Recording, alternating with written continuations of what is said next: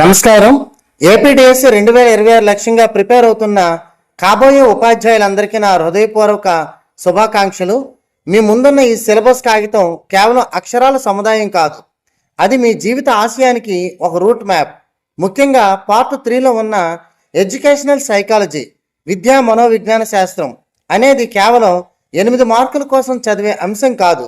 ఇది రేపు మీరు తరగతి గదిలో అడుగుపెట్టినప్పుడు ఒక చిన్నారి మనసును అర్థం చేసుకునేందుకు మీకు ఇచ్చే ఒక అద్భుతమైన ఆయుధం.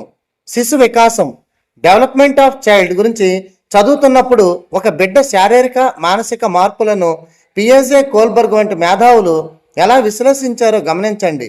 ఇది చదువుతున్నప్పుడు మీకు కేవలం సిద్ధాంతాలు మాత్రమే కనిపించకూడదు.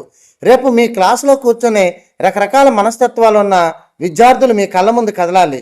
వైయక్తిక భేదాలు, ఇండివిజువల్ డిఫరెన్సెస్ మనకు నేర్పే గొప్ప పాఠం ఏమిటంటే ప్రతి బిడ్డ ఒక ప్రత్యేకమైన ప్రపంచం. ఒకరికి ఐక్యూ ఎక్కువ ఉండొచ్చు, మరొకరికి సృజనాత్మకత అంటే క్రియేటివిటీ మెండుగా ఉండవచ్చు. ఒక ఉపాధ్యాయుడిగా అందరినీ ఒకే ఘాటును కట్టకుండా ప్రతి ఒక్కరిలో ఉన్న ప్రత్యేకతలను గుర్తించడమే మీ అసలైన విజయం. నేర్చుకోవడం, లెర్నింగ్ మరియు మూర్తిమత్వం, పర్సనాలిటీ అనే అంశాలు మీ ప్రిపరేషన్లో చాలా కీలకం.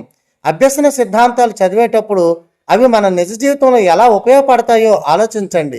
స్మృతి, విస్మృతి, వైఖరులు ఇవన్నీ అర్థం చేసుకుంటే మీరు ఒక మంచి టీచర్ మాత్రమే కాదు, ఒక గొప్ప సైకాలజిస్ట్ కూడా అవుతారు.